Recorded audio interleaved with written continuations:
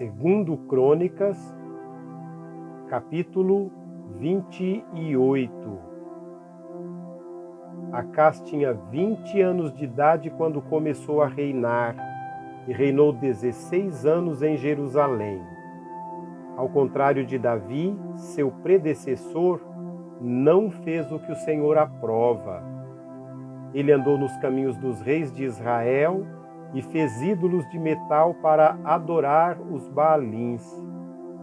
Queimou sacrifícios no vale de Ben-Rinom e chegou até a queimar seus filhos em sacrifício, imitando os costumes detestáveis das nações que o Senhor havia expulsado de diante dos israelitas. Também ofereceu sacrifícios e queimou incenso nos altares idólatras, no altar das colinas e debaixo de toda árvore frondosa.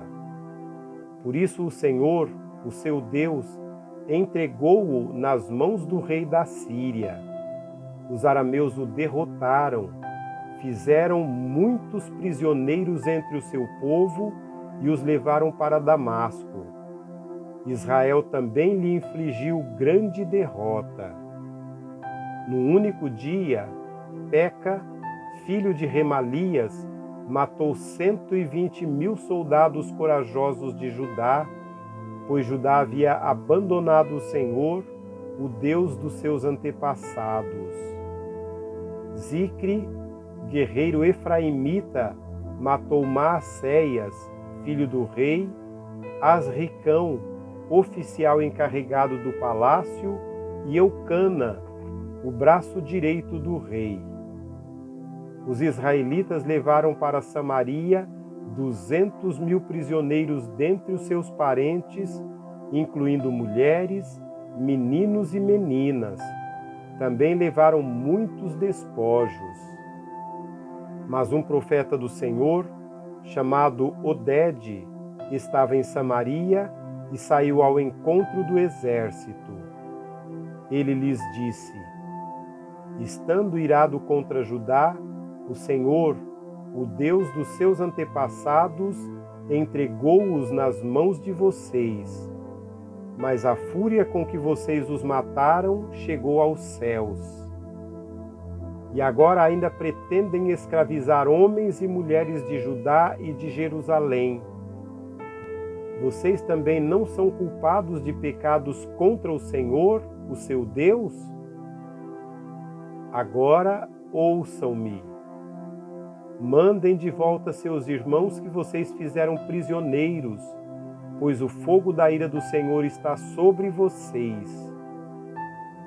Então Azarias, filho de Joanã, Berequias, filho de Mesilomote, Geisquias, filho de Salum, e Amasa, filho de Adlai, que eram alguns dos chefes de Efraim, questionaram os que estavam chegando da guerra, dizendo: não tragam os prisioneiros para cá, caso contrário seremos culpados diante do Senhor.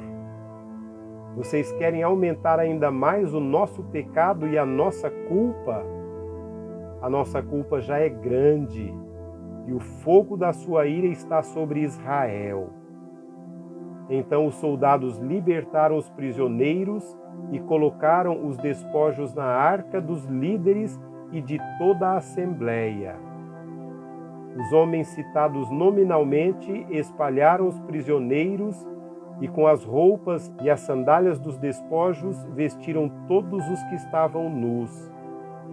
Deram-lhes comida, bebida e bálsamo medicinal. Puseram sobre jumentos todos aqueles que estavam fracos. Assim os levaram de volta a seus patrícios residentes em Jericó, a cidade das palmeiras, e voltaram para Samaria. Nessa época, o rei Acás enviou mensageiros ao rei da Assíria para pedir-lhe ajuda. Os edomitas tinham voltado a atacar Judá, fazendo prisioneiros, e os filisteus atacaram cidades na Cefelá e no sul de Judá. Conquistaram e ocuparam Bet-Semes, Aijalon e Gederote, bem como Socó, Timna e Ginzo, com os seus povoados ao redor.